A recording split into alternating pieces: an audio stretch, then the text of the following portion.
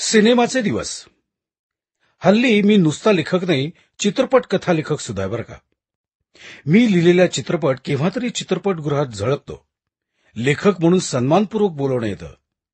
काही वेळेला त्या चित्रपटाशी माझा काही संबंध नसतोही, पण तरी सुद्धा धंद्यातला माणूस म्हणून निमंत्रण येतं. बाल्कनीत या व्यवसायातील प्रतिष्ठित मंडळी बसलेली असतात. नटनट्या असतात. त्यांच्याशी गप्पा गोष्टी करत मध्यंतरात एखादं शीतपेय पिऊन तो चित्रपट पाहतो आणि मग लोकांच्या गर्दीतून वाट काढत काढत मी बाहेर पडतो. आता नटनट्यांइतके लेखकाला कोणी ओळखत नाही हो, पण तरीही ओळखणारी मंडळी भेटतात, कुतूहलानं पाहतात.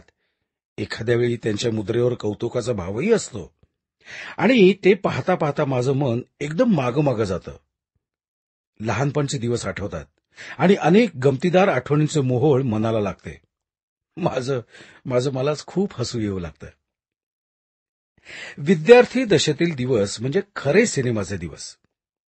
पंढरपूरला आम्ही शाळेत शिकत होतो ना, तेव्हा अभ्यासापेक्षा सिनेमाचं आकर्षण फार. चित्रपटगृह, चित्रमंदिर असले सुसंस्कृत भारदस्त शब्द त्या काळी नव्हतेच. थिएटर हा एकच सुटसुटीत शब्द. अकबर आणि न्यू अकबर अशी निधर्मी नावं असलेली दोन थिएटर्स त्यावेळी गावात होती. बाहेरच्या शोकेसमध्ये नवीन सिनेमाची चित्र लागायची. आम्ही पोरं ती तासन तास पाहत उभं राहायचो आणि काही नट्यांची चित्र इतकी छान असायची. त्यावेळचा शब्द काय होता माहितीये का? हाय क्लास. तर काही नट्यांची चित्र इतकी छान असायची की हा सिनेमा पाहायलाच पाहिजे असं फार फार वाटायचं. अर्थात प्रत्येक सिनेमा हा पाहण्यासारखा असतोच असं माझं त्यावेळी प्रामाणिक मत होतं. पण घरातील वडील मंडळींचा याबाबतीत मतभेद असल्यामुळे अधिकृतपणे एखादाच सिनेमा पाहायचा आणि बाकीचे चोरून पाहायचे, पण पाहायचे आणि बॅकलॉग भरून काढायचा. पण त्यासाठी बरीच धडपड करावी लागायची बरं का. घरातली किंवा नातेवाईकांच्या घरची रद्दी पळवून ती एखाद्या दयाळू दुकानदाराला गुपचूप विकायची. सिनेमा पाहण्यासाठी असं भांडवल उभं करायचं.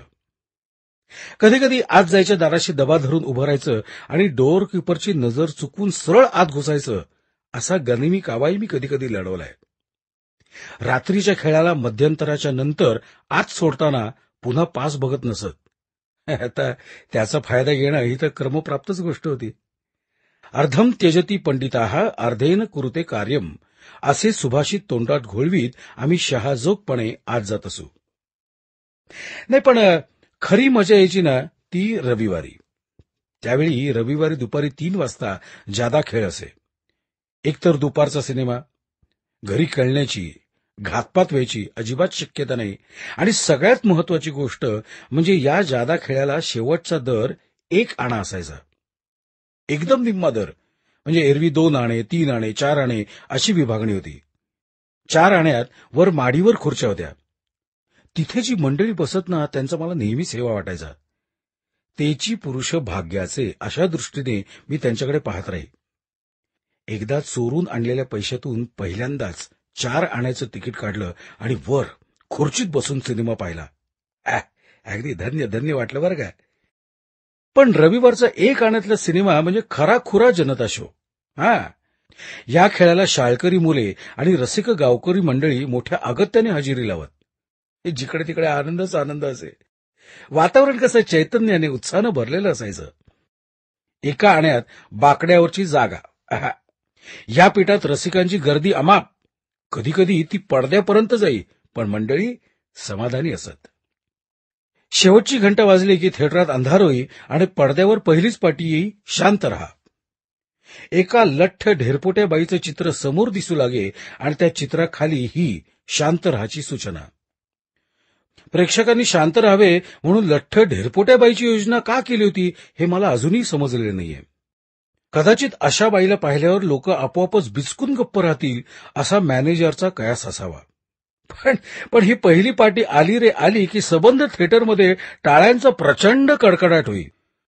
सगळे एका सुरात ती पार्टी वाचत आणि एकच घनगंभीर आवाज सगळीकडे उमटे, शांत रहा. आणि मग दुसरी पार्टी यायची. मुलांच्या आयानं मुले बाहेर नेऊन समजावा. ही पार्टी सुद्धा फार मार्मिक होती बरं का. प्रत्येक सिनेमाला मुलांच्या आया आलेल्या असणारच आणि त्या मुलं घेऊनच आलेल्या असणार याबद्दल मॅनेजर साहेबांची खात्री असावी. ही मुले ऐनवेळी रडणार आणि रसभंग करणार म्हणून ती पाटी. मग काही जाहिराती यायच्या आणि नंतर खरा चित्रपट सुरू व्हायचा. त्याचे सेन्सॉरचे सर्टिफिकेट असलेले नुसते चित्र दिसायला लागलं की पुन्हा टाळ्यांचा कडकडाट. मग हळूहळू चित्रपट सुरू व्हायचा. पूर्वी मुके चित्रपट होते त्यावेळी पडद्याच्या बाहेर जवळच पेटीवाला आणि तबलजी असे दोन स्थानिक कलावंत सिनेमाच्या वेळेला तिथे बसलेले असायचे. सिनेमात लढाई, हाणामारी, पाठला, घोडदौड असे प्रसंग आले की ते तबला पेटी वाजवीत. तबलजी जोरात तबला बडवत राहायचा आणि पेटीवालाही भराभर पट्ट्या दाबून घामाघूम व्हायचा. नाही पण कसं आहे, आमच्या सिनेमा पाहण्याच्या काळात हे दोन पडद्याबाहेरचे कलावंत अदृश्य झाले होते. त्यांची जागा बोलपटाने घेतली होती. त्यामुळे हे दोन थोर इसम पाहण्याची माझी संधी हुकलीच बरं का. बोलपटात ऐतिहासिक आणि स्टंट हे दोन प्रकार खरे आवडीचे. वाडिया, रणजीत, मोहन या कंपन्यांचे चित्रपट गाजायचे. त्यावेळी नायक नायिका म्हणजे फिअरलेस नादिया, सरदार मनसूर, जॉन कावस. हे महत्वाचं आहे की गावातील अनेक मंडळी या माणसाचा उच्चार जॉन कासव असाही करत असो. आणि सायाणी हा आमचा आवडता खलनायक. अर्थात हा शब्द नंतर ठाऊक झाला. त्यावेळी नायक याला प्रतिशब्द म्हणजे काम करणार, नायिका म्हणजे काम करणारची बाई किंवा नटी आणि खलनायक म्हणजे कपटी. रात्री बंद दुकानाच्या फळीवर गल्लीतली पोरटोरं जमली ना की एखादा वडील मुलगा सिनेमाची गोष्ट सांगायचा अगदी हावभाव करून, आणि आम्ही सुद्धा थरारलेल्या मनाने ते ऐकत राहायचो. मनगटाने नाकातला शेंबूड पुशीत पुशीत तो सांगू लागे, आणि मग काय होतं, काम करणार आणि नटी यांचं प्रेम चाललेलं असतं. काम करणारा प्रेम करून असा जातो की कपटी तिथे येतोय.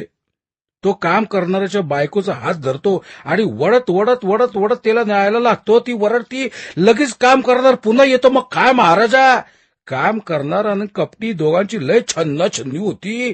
दोघं बी लांब कड्या पत्रू पळून जात्यात.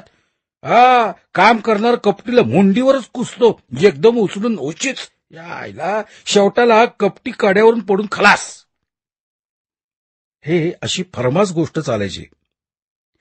अरुण टॉकीज या नावाची आणखी एक जागा थिएटर या शब्दावर हक्क सांगणारी होती. आजही आहे. हे मूळचं नाटकाचं थिएटर. त्यामुळे तिथं बसायची व्यवस्था आणखीनच अद्भुत होती. सगळ्यात शेवटची जागा म्हणजे पिठातली. तो अक्षरशः खड्डाच होता. या खड्ड्यात वाळू टाकलेली असायची. सिनेमा नावाचा प्रकार या वाळूत बसून बघायचा. काही वेळेला या वाळूतही जनतेची फार गर्दी व्हायची हो. मग काही रसिक पडदा असलेल्या स्टेजवर चढायचे. तिथे आडवे होऊन हाताने डोक्याला आधार देऊन सिनेमा बघायचे. वाळूत गर्दी असली की पाय अघोडून येत, मांड्या दुखत. एका वडीलधाऱ्या रसिकानं त्याच्यावर आम्हाला एक झकास युक्ती सुचवली होती. काय नाही, जरा लवकर यायचं, पान खाऊन आत येऊन बसायचं. तोंडातली गोळी इकडे एकदा टाकायची, तिथे एकदा टाकायची. कोण बसते जवळ, मग एकदम फर्स्ट क्लास काम. बरं एखादा बसायला लागला तर थुंकलंय थुंकलंय असं म्हणून त्याला सांगायचं. कोणी बसत नाही. आणि मग आपण आरामशीर पाय पसरून बसायचं. काय आम्ही पोरटोरच काय, सगळी जनता स्टंट सिनेमाची शौकीन. हिंद केसरी, बंबईवाली, तोफ का गोल, भूत बंगला, जादुई कंगन असले उत्तम उत्तम चित्रपट यायचे. असले चित्रपट एकदम पापीलवार बरं का.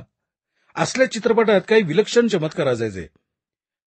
काम करणार मारामारी करता करता एकदम जमिनीवर उड्डाण घ्यायचा की वर गॅलरीत नाहीतर गच्चीवर जाऊन उभा राहायचा. तिथून पाठलाग करणाऱ्या पळपुट्या शिपायांना वाकुल्या दाखवायचा आणि ओरडायचं, हे इधर आओ. शिपाई धडपडत वर गेली की पुन्हा उडी मारून खाली जमिनीवर, टाळ्यांचा कडकडाट. वरचा मनुष्य पाय मोडून घेऊन का होईना पण गुरुत्वाकर्षणाच्या नियमानुसार खाली येईलच हो. पण खालचा माणूस टॉयक करून एकदम वर कसा जातो हे मात्र मला कधीच कळलं नाही. आमच्या गल्लीत दत्तू ढोबळे नावाचा एक थोराड पोरगा होता. सिनेमाच्या विषयात त्याचा अधिकार फार मोठा. याला एकदा मी शंका विचारली, दत्तू हे खालून वर कसं जातात? दत्तू गंभीर चेहरा करून म्हणाला, त्याचे काय काम करण्याच्या पायात स्प्रिंगचं बूट असतात. स्प्रिंगचे बूट, हा, असं वरनं पायानं दाब दिला की माणूस असा आज्यात उडतो आणि वर जातो. आपल्याला असे स्प्रिंगचे बूट मिळावेत आणि आपणही अशीच आज्यात उडी मारून कुठल्या तरी इमारतीवर टणकन जाऊन बसावं, असं त्यावेळी मला फार फार वाटायचे. ते स्प्रिंगचे बूट पुढेही मला कधीच मिळाले नाहीत. पुढे एकदा चित्रपट व्यवसायातल्या एका तंत्रज्ञाला हे कोडं विचारलं, तेव्हा तो हसला आणि म्हणाला, अरे अगदी सोपं असतं ते. वरनं उडी खाली मारायची, तो सीन पहिल्यांदा घ्यायचा. तीच फिल्म उलटी करून पुन्हा फिरवली की झालं. खालचा माणूस एकदम वर गेलेला दिसतो, आहे काय त्यात? हा, याच्यावरून सहज आठवण झाली. साध्या प्रसंगाची फिल्म नुसती उलटी करून फिरवली की हा चमत्कार दिसतो. हो, पण त्यामुळेच एकदा काय गंमत झाली ठाऊक आहे का? मंत्रतंत्र चमत्कारांनी गच्च भरलेल्या एका पौराणिक सिनेमाचं चित्रीकरण चालू होतं. नाथ पंथातले दोन बैरागी मंत्राने एकमेकांशी लढाई करतात, असा सीन. एक बैरागी दुसऱ्याला म्हणाला, माझ्याजवळ अशी सिद्धी आहे, तू बघच. झाडावरचं फळ मी मंत्र सामर्थ्यानं इथं खाली आणतो.